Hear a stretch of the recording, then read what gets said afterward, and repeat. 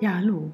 Wir haben ja gerade das Thema abstrakte Landschaften und mit dieser Technik und dem Werkzeug kannst auch du das als Anfänger in einer abstrakten Malerei ganz einfach umsetzen.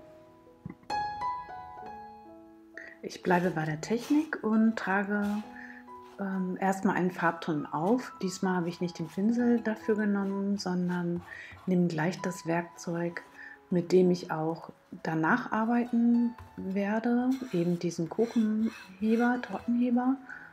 Und ja, den Rand kannst du gleich mitmachen. Und du brauchst eben für ein Mondfeld den Mond im Untergrund. Also ich trage das Rot auf, damit ich danach das Rot wieder herausarbeite.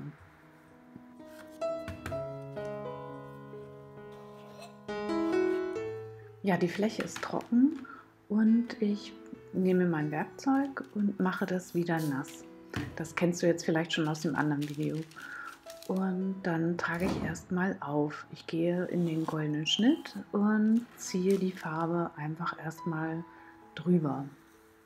Ja, ich wollte einen Grünton darauf setzen, aber habe mich spontan für das Türkis entschieden, denn das hatte ich dann noch liegen und ich dachte mir, das Türkis ist eben auch nochmal abstrakter. Ein Grün ist sehr realistisch und ich möchte ja ein abstraktes Bild darstellen und deshalb nehme ich das Türkis, was ich sowieso gerade da habe. Ja, ich probiere jetzt hier gerade mal die Werkzeuge aus, mit was ich am besten die Farbe wieder wegnehmen kann. Also nehme ich den Stiel von diesem Pinsel oder nehme ich lieber den Tortenheber? Also was eignet sich jetzt gut, um die Farbe wieder herauszuziehen? Ich nehme jetzt das Werkzeug und ziehe eben mir grob eine Landschaft vor. Und du siehst jetzt, dass ich hinten schmaler bleibe und kleinere Linien ziehe und nach vorne immer mehr wegnehme. Also vorne größere Aussparungen mache und nach hinten eben schmal werde. Und so teile ich mir jetzt eine abstrakte Landschaft auf.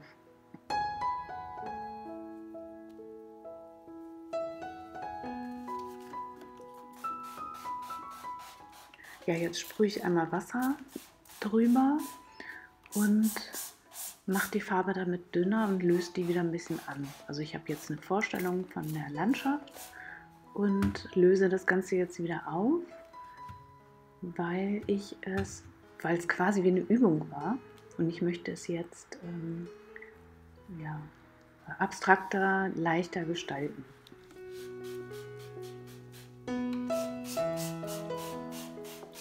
Das Wasser verdünnt eben auch den oberen Farbton, also das Türkis. Und umso dünner das ist, umso mehr kommt das Rot durch. Und wenn du hinten in der Fläche oder in die Fläche, in die Tiefe gehst, in die Tiefe der Landschaft gehst und es ist dünner, dann habe ich automatisch auch eine Tiefe angedeutet, weil die Farbe eben dunkler wird, weil das Rot ja mehr durchscheint.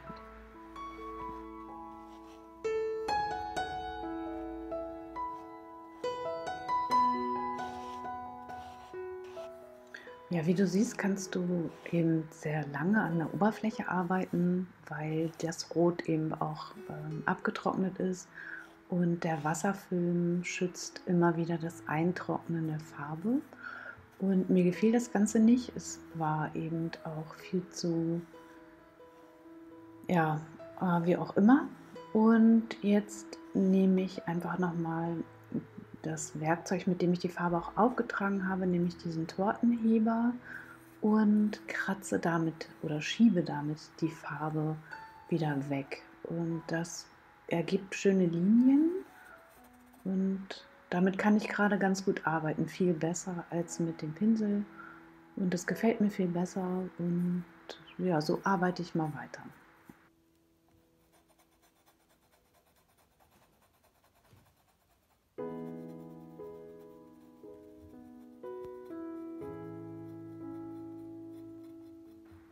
Jetzt merke ich gerade, wenn ich den Tortenheber eben so nach oben ziehe, ergibt das viel schönere Muster und das passt einfach auch viel besser.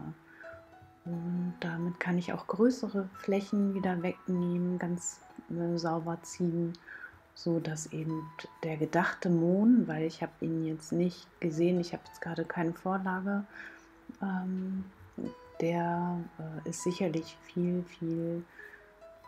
die Blüten viel größer vorne eben als hinten. Das heißt, ich brauche hinten kurze Linien und vorne große Flächen.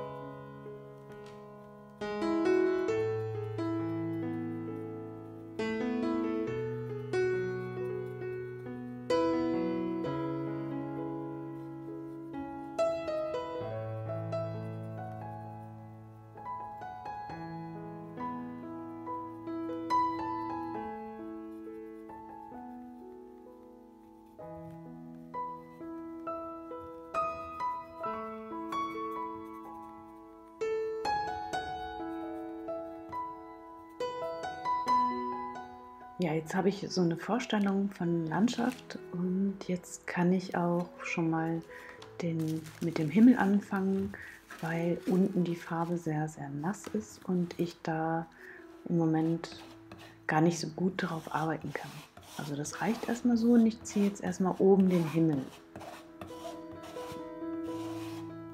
Das, was mir ganz gut gefällt, ist jetzt dadurch, dass ich das Türkis genommen habe, auch im unteren Teil, kann ich eben einfach oben den Himmel im selben Farbton ziehen und erhalte so ein Bild in nur 2 Farbtönen.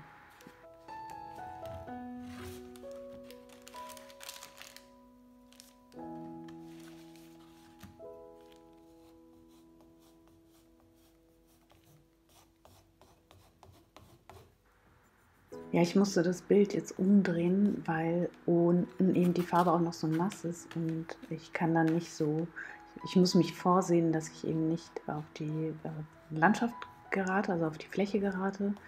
Und deshalb habe ich es umgedreht und es geht dadurch viel besser.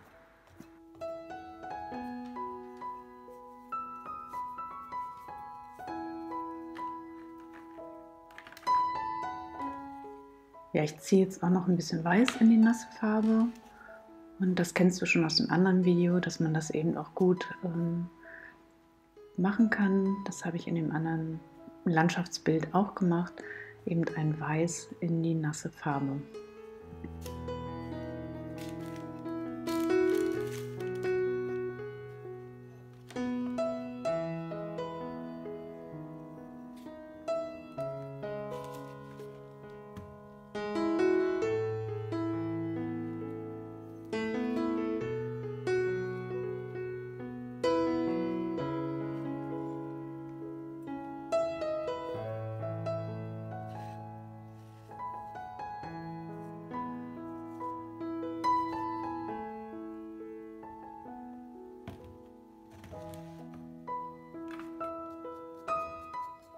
Ja, ich ziehe nochmal Linien rein, so angedeutete Blumenstiele, weil es war mir hier vorne zu flach. Und da habe ich nochmal ein bisschen Farbe drauf gegeben und kann jetzt nochmal die Linien rauskratzen.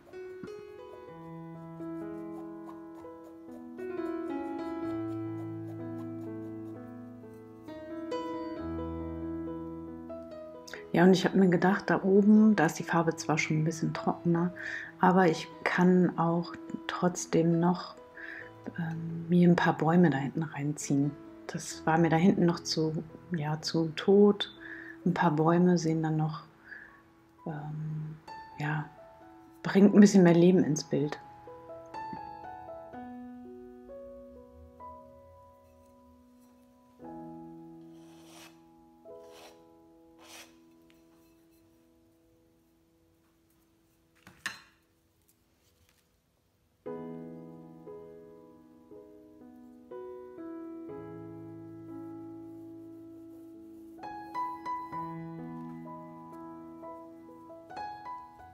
Ja, mit dem Auskratzen hat das nicht so gut funktioniert. Jetzt ziehe ich nochmal Farbe nach. Erstmal nur mit dem Pinselstiel, weil ich möchte das eben nicht so malerisch haben. Aber ich merke, das geht gar nicht so gut. Ich glaube, ich muss nochmal wechseln gleich.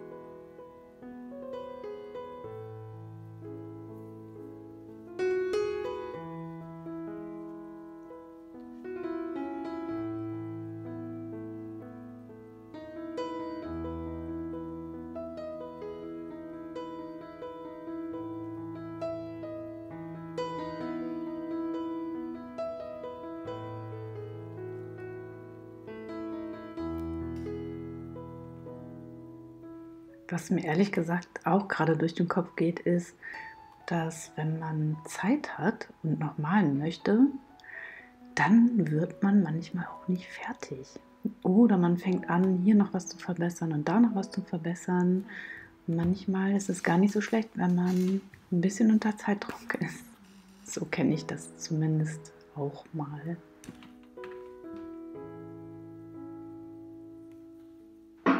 Ja, ich setze jetzt hier noch das Rot drauf und dann weiß ich aber auch, höre ich auch auf. Dann bastle ich nicht rum, weil sonst fange ich an zu konstruieren und bin dann gar nicht mehr in der spontanen, abstrakten Malerei. Dann, ja, muss man auch einfach aufhören.